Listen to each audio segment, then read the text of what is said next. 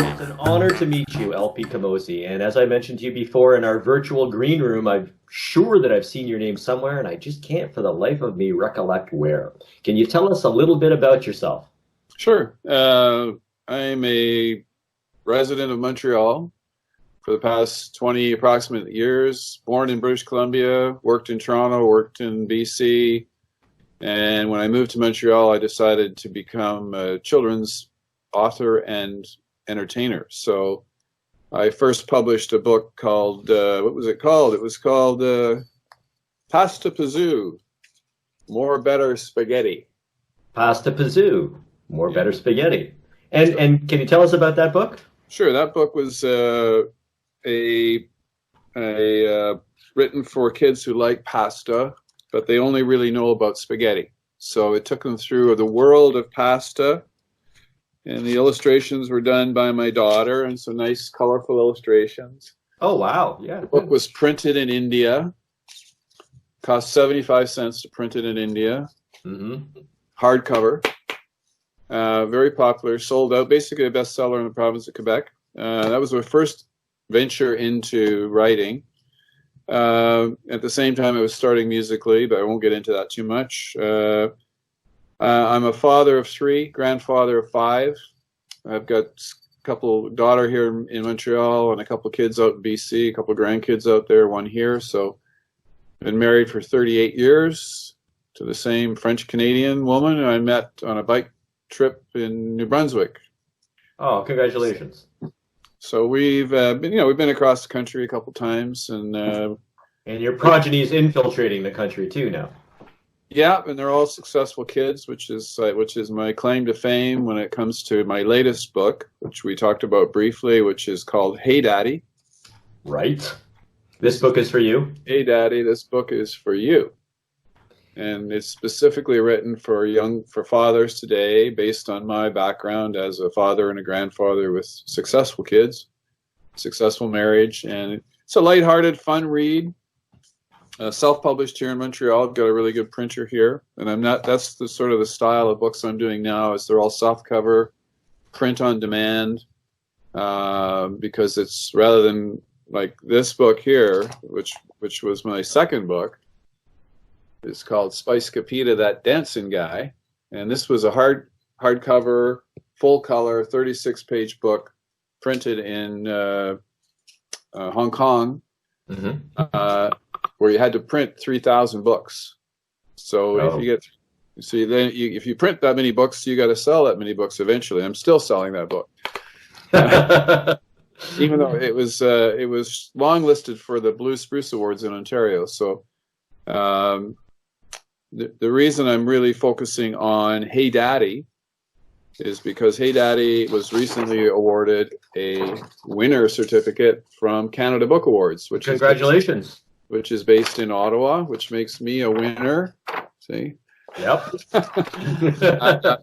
But more importantly, it just adds a little bit of credibility to what my goal was, which was to speak directly to fathers. It's not a book for mothers. The mothers all go, what about me? I said, well, there's enough mother books out there to sink a ship. I said, the dads today are who need the help and the encouragement to be fathers. And you and I talked about this briefly.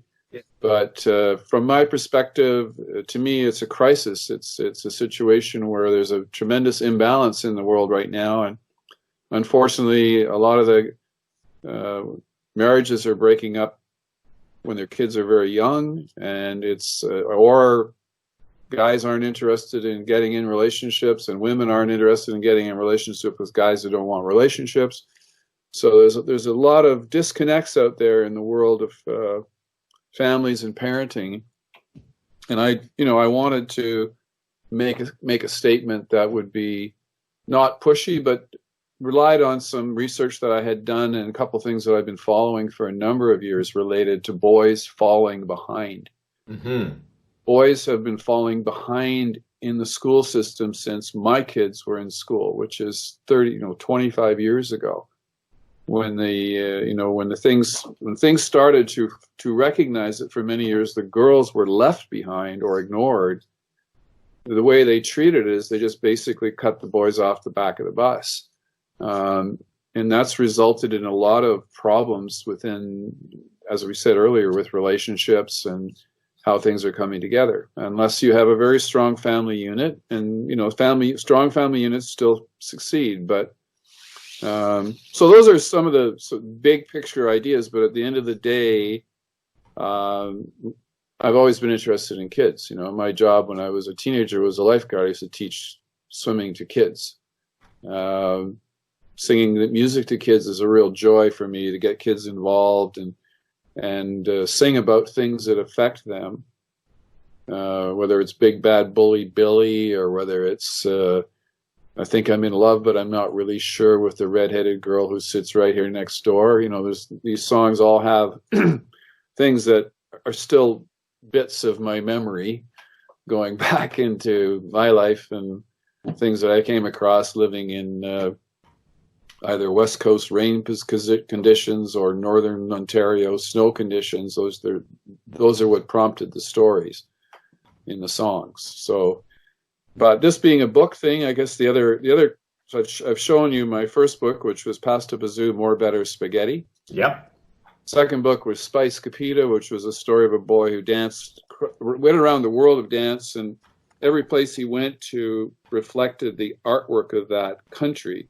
So, for example, this was the hula thing from Hawaii, and you can see very, very gorgeous images that my now graduated artist daughter had done. So she invested a lot of time in it. The third book, which I haven't shown you yet really in detail, is this one, which is Alpha Bones Candy. Yes. And this is a great book because it's an ABC book for parents. Every single page has objects hidden in the illustration that begin with, in this case, the letter E. So kids have to find the objects, and then they can color it. Plus, it teaches them how to write poetry, which is a very simple form of poetry. This has been a really successful book. I just haven't had enough time to sell it, but it's definitely something that I would, given the opportunity in Ottawa, if we ever have the show up there, to present that to people. It's always been I did very well with it at Christmas this year, and I hadn't seen a lot of people for a long time. So other than that, I'm basically healthy, and I like to play tennis. I like to ski. Like to stay alive in this age of COVID-19. Yeah. And by the way, I also have a full-time job. I'm directly involved in some of the things that are affect there. So. Oh, can you talk about that? Sure. I work for a company based in British Columbia called Nemex, which is a seller of medicinal mushroom extracts grown, processed, and produced in China and delivered into the United States. So most of our customers are in the U.S. And our business has been steadily increasing over the last 5 years as more and more people understand the value of these products, and aging baby boomers who want solutions to their health in an herbal way. So this is all herbal medicine. So it's my day job. I work from my home in Montreal and deal with customers mainly across the United States. And my background is in advertising and marketing, and so I've got a pretty good resume when it comes to the business side of my life. But when I retire, my only business is going to be outside and writing books, hopefully for kids and their parents, and whatever else might come to mind. Who knows? I might actually write a novel someday. That's when I have the time to do it. So.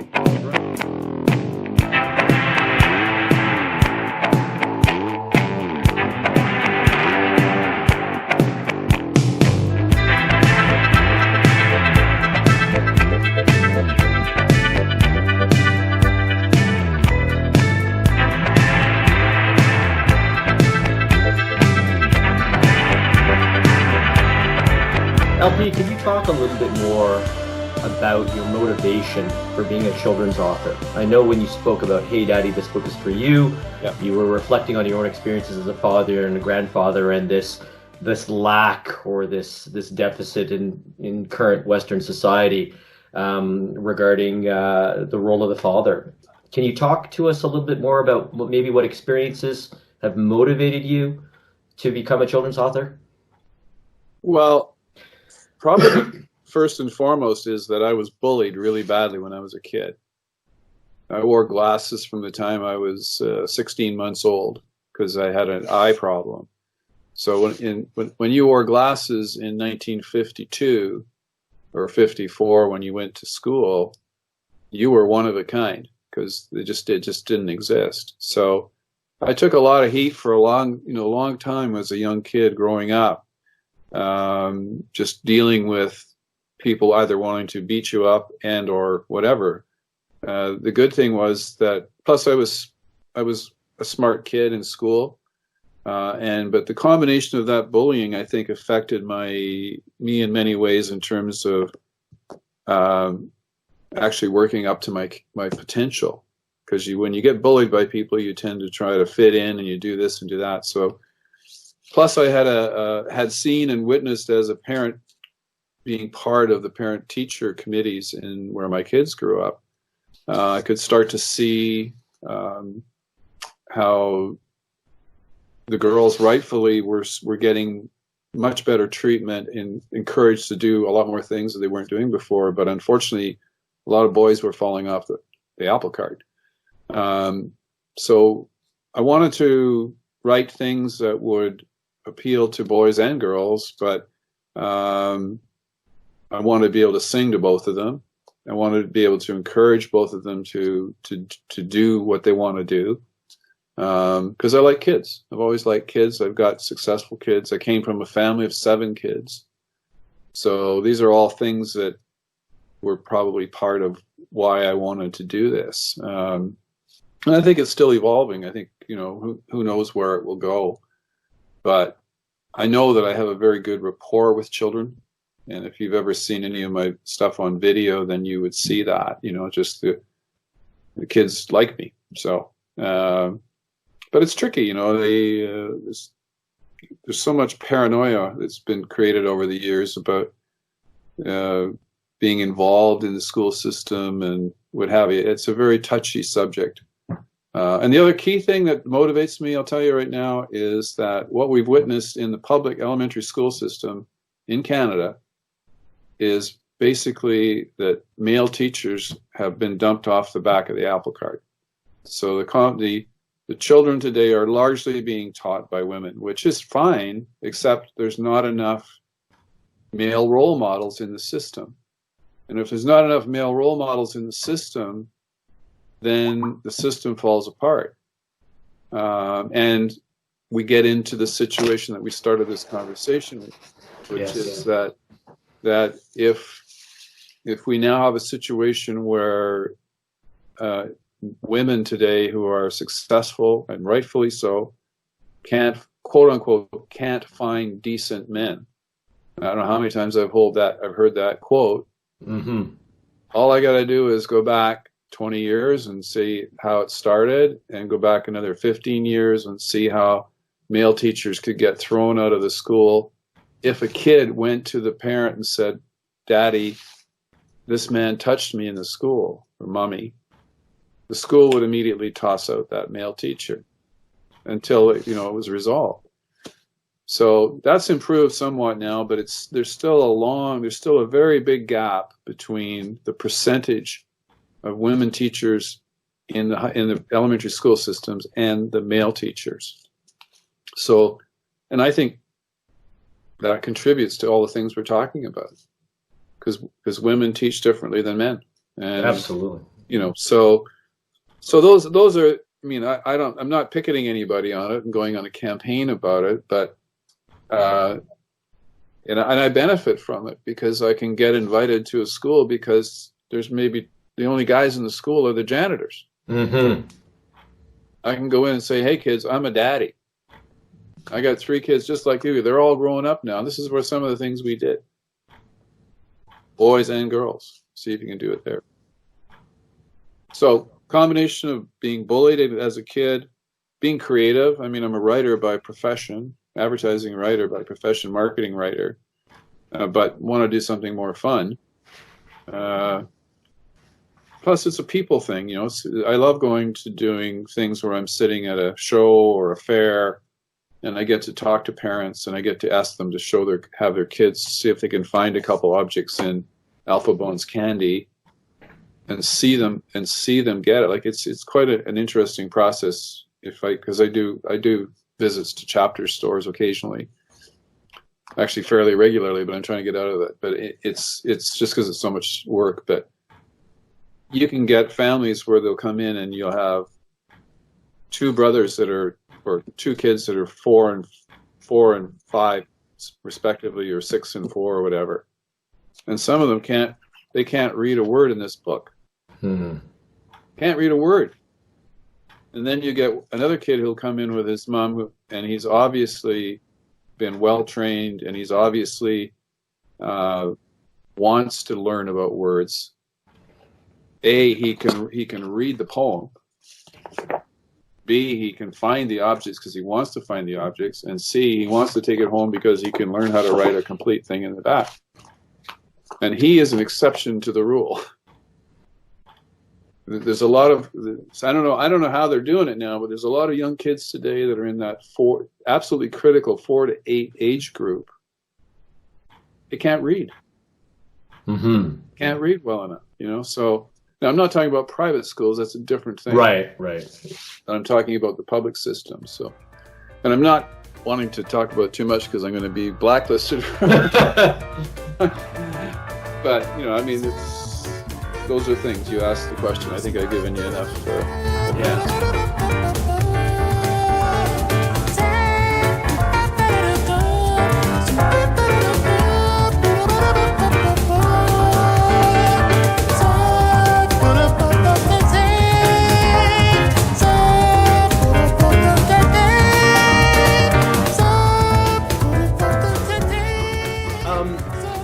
Can you talk a little bit about some of your most memorable experiences as a father and how that manifested in your book?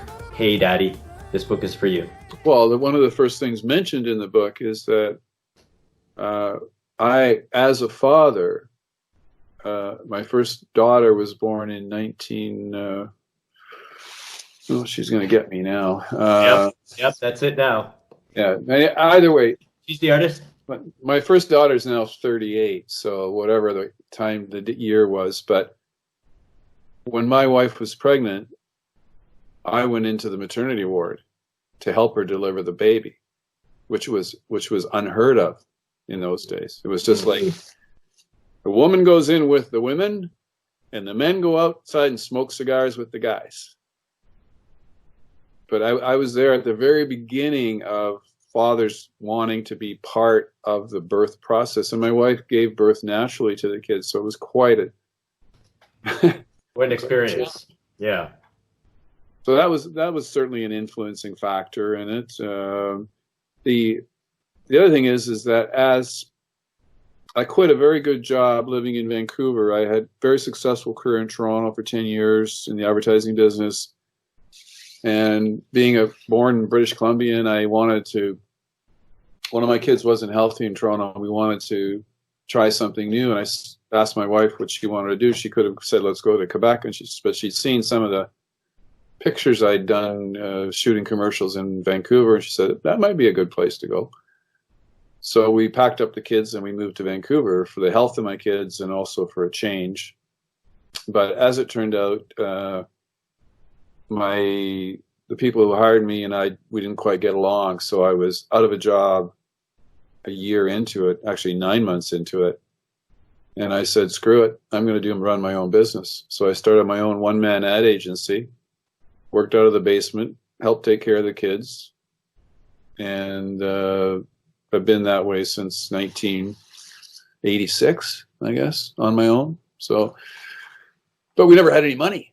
So we never had any money. So what did we do? We loaded up the kids and we went to the beach and we went to the forest and we went to the snow and we went to where you could pick blueberries and we spent as much possible time as we could with our kids. Mm. we also, and one of the things which is in the book, and this is another significant aspect of why I wrote the book, is because when very shortly after we moved to Vancouver, we came across a poster on a just a signpost. Mm-hmm. And the title on the poster was "Retire at 13."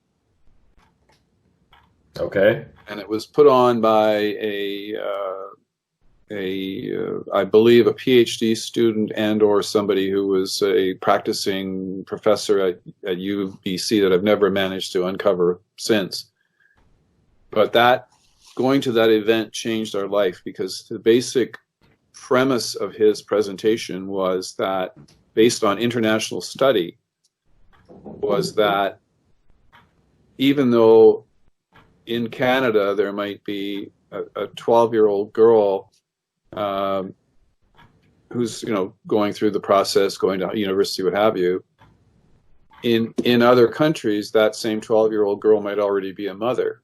Mm. And yet what his study proved was that there's not a lot of difference between the 12-year-old North American girl and the 12-year-old Indian girl or African girl. Mm. Excuse me one sec. Okay, no problem. No problem. Mine, just go downstairs. I'll catch up with you. I'm in a meeting. Thanks. Sorry, I'll go back to that because I just had company come in, but actually plumbers. I got flooded out here a couple days yesterday. So. Oh, I thought it was the mushroom delivery man. No, that's another story. So anyway, the long and short of how I really was motivated with working with children, and this was a lot related to that point in our life where we were taught by this guy, who I still never found him again, but that your kids are basically done by the time they're 13 years old. There's very little you can do with them after that point.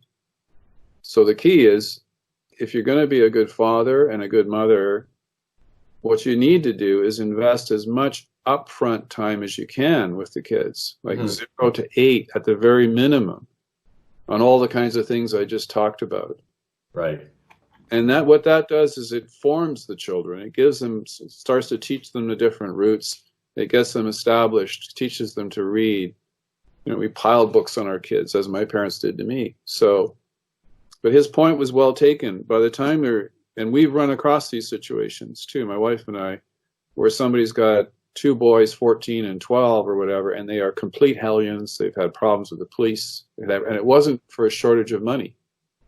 It was a shortage of parental attention. So my primary goal with this book, and if I die talking about it, is going to be, if you want good, successful, healthy, wealthy kids, you need to invest in them early. Because if you wait too long and you just try to buy them off, you give them all the toys they want, all the gizmos, all the trips to Vegas or to wherever they're going to go, It's great, but how much real time are you giving them in terms of the basics? And this is, if I had I had a mission right now, my mission in my later years would be to talk to people about this and say, listen, this is what you have to do, parents. This is really what's going to make a difference in your life with your family. At the same time, it's not a lecture. Right. This book is not a lecture. There's lots of humor in it. There's lots of things in it, like you've already asked questions about what did you do with your kids, and some of those things are listed off in there. Okay. But it's an easy read. It's about a 4.5 hour read. I sell it for $23, shipping included. So how do we obtain a copy of your book then? You personally, or your A viewer in general. A viewer in general can get the book through PayPal. Just go to PayPal, and you're going to want to look for lpcamozzi@gmail.com is my address. Okay.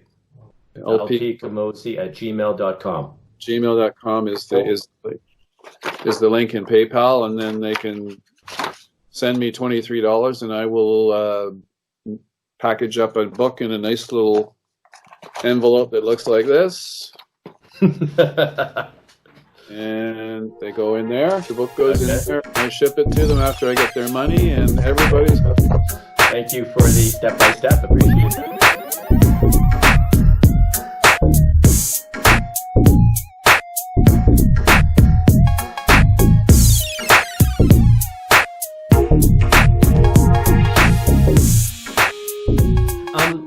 LP, what advice would you give a father who is separated from the rest of the family, so to speak? So perhaps he doesn't have custody, separated or divorced from the mother of the children, because in this day and age, that seems to be far more common than it was decades ago, or they were. Yeah, that's a very difficult question. And I've seen it. I've witnessed it. I think we've had this situation in our family with one of our girls, and I won't get into the details on it. But at the end of the day, in this case, what I think is working is that he has custody rights, and he has attention rights, and he has as much of a chance of spending time with his son as his daughter, as my daughter does. And that's taken a while to work that through. Unfortunately, it's a significant issue, because sometimes the breakup is tough, and it's ugly. And the dads get cut out. I mean, I've seen it in Montreal. There's a movement in Montreal at one point because the fathers just weren't getting a fair shake.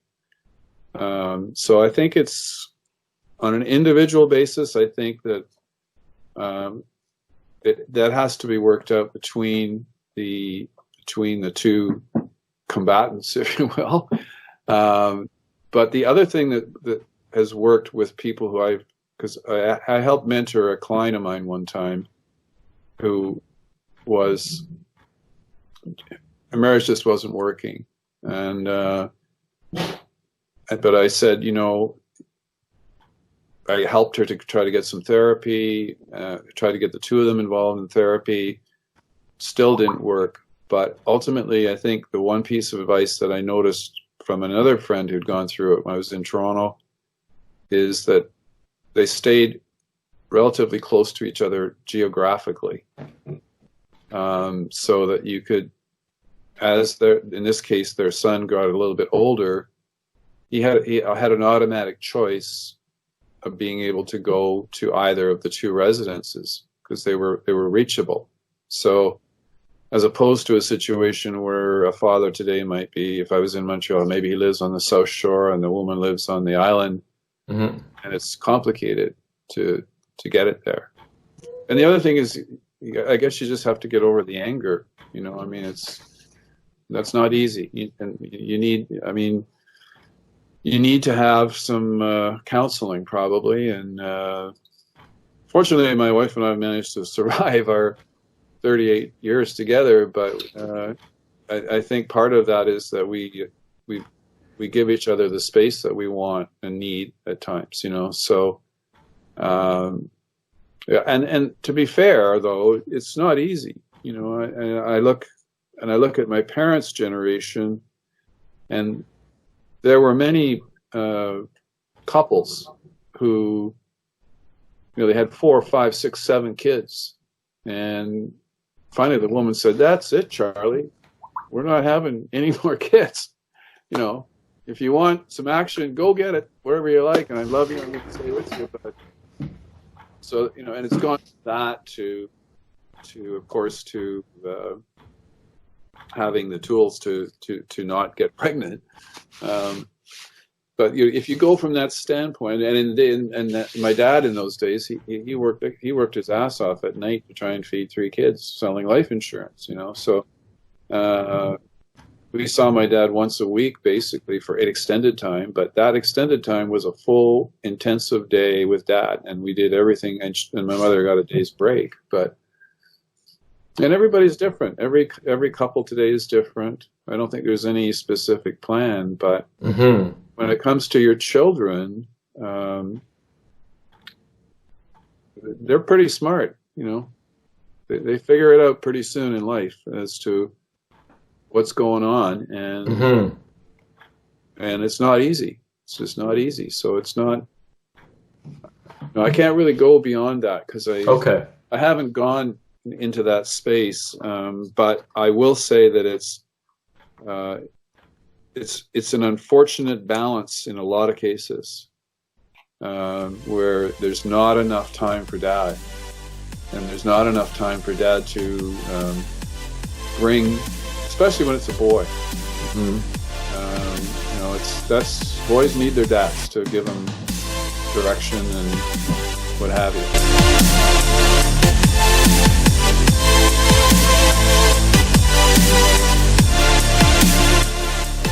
So can you elaborate on that a little bit? And I'll be careful how I word this question. But are there things that are uniquely contributed by the father or predominantly contributed by the father that are necessary to the upbringing of children, and specifically sons, as you were saying? Well, it's in the book. You're a marketer, all right. Just to remind. All right. To be honest, what's in the book, and what I did as the father figure in the family, was that I basically constantly tried to fool my kids, entertain my kids, pretend I was King Kong Bundy and wrestle them on the floor. Oh man, I remember that name. Yeah, and Dad's the jerk. Dad should be the jerk. Mom is the disciplinarian when it comes right down to it. I mean, she gave birth, she fed them, she taught them, she cared for them, she loved them, she wiped them down. Dad was the class clown. If Dad can be the class clown in the book, then you end up. We used to attract. I'm not saying my wife never went with me, because she did. We were going to go for a walk, and I would have a handful of candies or cookies in my pocket, and I would take the kids to the tree, and I'd say, you know what, this is the cookie tree. And the kids would say, what's a cookie tree? I said, well, if we really reach into the tree, of course you have a little sleight of hand in there, and you go, and you say a few magic words, you could get a cookie. Oh, so the next time we wanted to go for a walk with the kids, who in today's world say, I don't want to go for a walk, I want to play with my tablet. Say, no, we're going to go for a walk to the cookie tree. Oh, let's go to the cookie tree. Now, at some point, the kids are smart enough to realize that they're getting scammed, and they call your bluff. Okay, that's the part of it is teaching your kids to call the bluff, because when they call the bluff, they step into another stage in their life, and they understand. They figured out what Dad was trying to say to them without Dad ramming it down their throats. Yes. I remember figuring out the nature of Santa Claus when Santa Claus left my brother and I a note written in my father's handwriting, and I was 5. I was 5. But it was okay. I understood the intentions. But speaking of tablets, so I think it was in The Boy Problem, the book, was that Will Ferrell who wrote that? He mentions about ADHD really being, in the majority of cases, impaired dopamine function.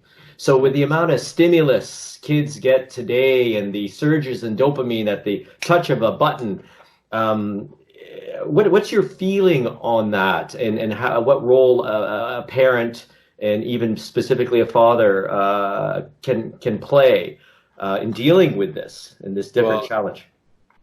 Again, in the book, there's a short section, because I did some research, and one of the two of the research places that I got good information, I think one was University of Calgary, and the other one was, I think it was like a parental site in Toronto. But basically, both of them said the same thing. kids under the age of 6 should not be exposed to tablets. And if they are, at a very, very minimal level, because it fries their little brains. And all you have to do is look at an adult today like me. I'm on screen way too often. Mm-hmm. And it's just, but the experts are saying your children it's great to give them a phone or whatever, but the amount of time they have on that thing should be severely limited. Like we're talking max 30 minutes a day, or maybe a second day or something like that. And let the brain develop. If you don't let the brain develop, then you gotta, Now, having said that, I've met children who are who have had the combination of good parenting, tablets, private school education, whatever. They're brilliant, absolutely brilliant kids, eons ahead of where our kids are, where I was. But it's because they have a balance, right? And it's I don't, I'm seeing some kids today that are just like, there's no way they're going to manage them. I mean, it's can give them everything they want. It's like the two kids I was telling you about, my wife, 2 boys, 12 and 14, all sorts of trouble.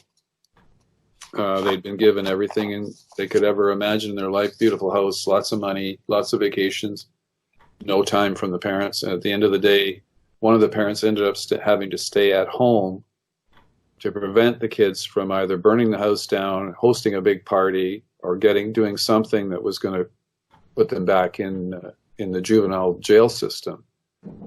We're talking about parents who are university educated, skilled in their own world, but so there's lots of pitfalls. And so it's sort of, if we were going to wrap up the conversation, I'd say this is fundamental part of Hey Daddy is retire at 13. And if you want to do that, and if you want to have great kids, your odds are significantly improved if you devote maximum time and energy to those kids, which is quite frankly what you should be doing if you're having a decision to have a kid.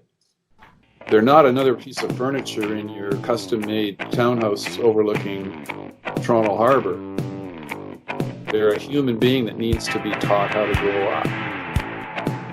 And that's sorely missing, unfortunately, in a lot of places. It's not the only thing. The whole system has to adjust as well. It's the other aspect.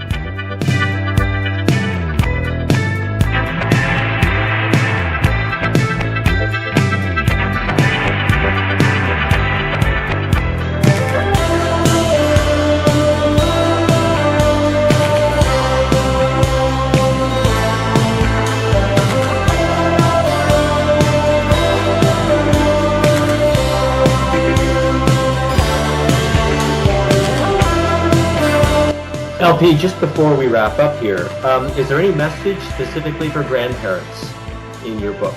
And you, having been and are a grandparent, is there anything that grandparents have to deal with that parents wouldn't, or approaches that a grandparent would take that a parent would not? I mean, some people are raised by their grandparents, right? Yeah, so that's true. There's certainly overlap here, but yeah, and it's in some places it's absolutely necessary, whether it's single moms or single fathers, and they need to have that support level. Well, I don't know. I as a grandfather, I honestly think that it almost goes back to when you were a father. Like when I was a father and I was doing things like the cookie tree. When I'm a grandfather, I can do that kind of stuff with my grandson, but he doesn't really know where it came from. And I'm not sort of using it. It's just that it's there. It's something and grandparents do this with their kids. They spoil the hell out of them, because they love their grandchildren. And to me, it's got being a grandparent has the same fun aspect that it did for a young parent taking their kids to the beach on a Saturday when their kids were 3 or 4. Now they've got another set of kids. So I think the short answer to the question is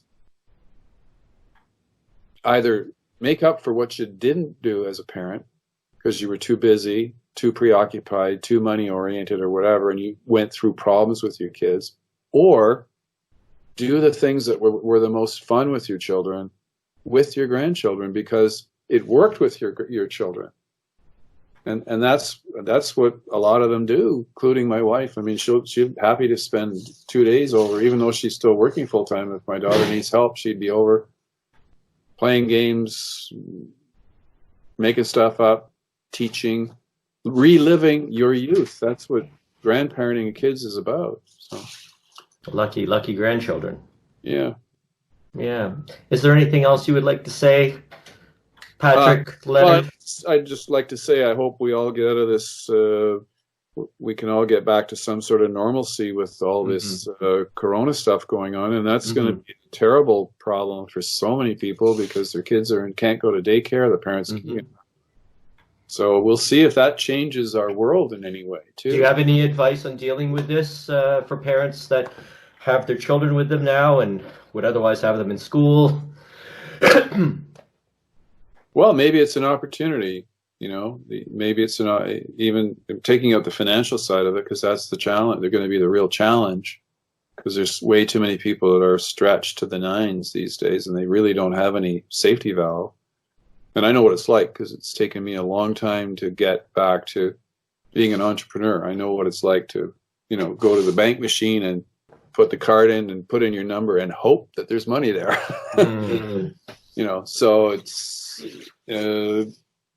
going to be a major upheaval that's going on right now. So, and kids need to be protected. They need to be cared for, same as they always do. And and they're not going to understand because they can't go to school. So that's got to be there. So maybe that's a place where families have to come together, because you've got the technology now. So if everybody needs to do something, then form a network, get your, hook up with your family, talk to each other every day to relieve everybody's stress, because the grandparents are stressed out because they just lost their ton of money in their retirement plan. Right. The families are pissed off because they're not going to get any money from the family plan when their parents are, it's not the money thing, but it is a money thing. It's not going to, you need to go back and rely on the simple things in life and in your family.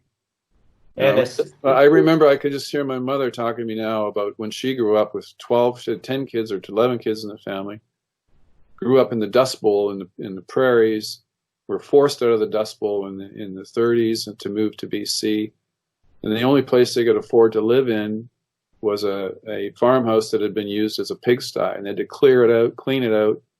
And they lived there for 30 years raising 11 kids, and all those kids are successful kids. Wow. So all the kids were involved in the farm and in the family, in the crops and survival.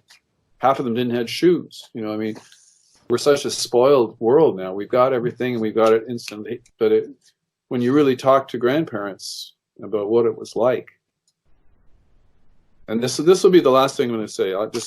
My mother was a very wise woman, and her take on today's world, she said to me a while back before she passed away, was the problem with today's world is there's too many choices.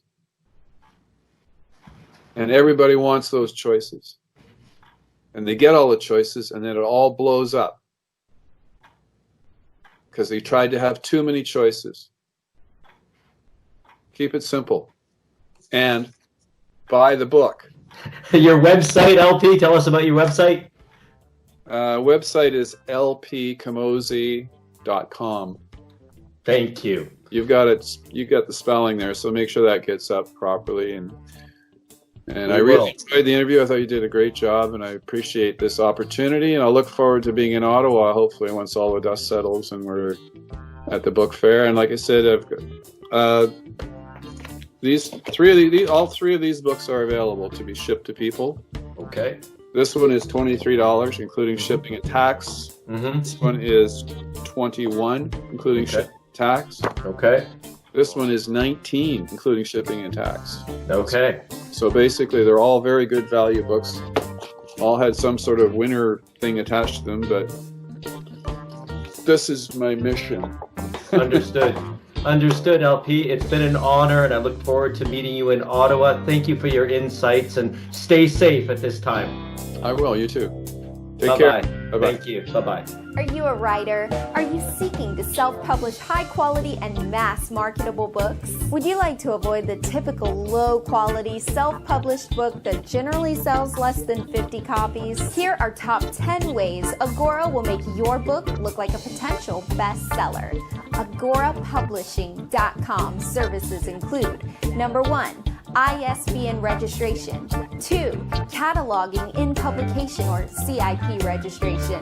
Number 3, books in print basic for Canada and the US. Number 4, books in print international to get your book sold with online booksellers internationally. Number 5, copy editing for basic grammar and typos. Number 6, substantive editing for style revamping and other consulting. Number 7, typesetting, layout, and graphic design essential for that professional look. Number 8, book cover design.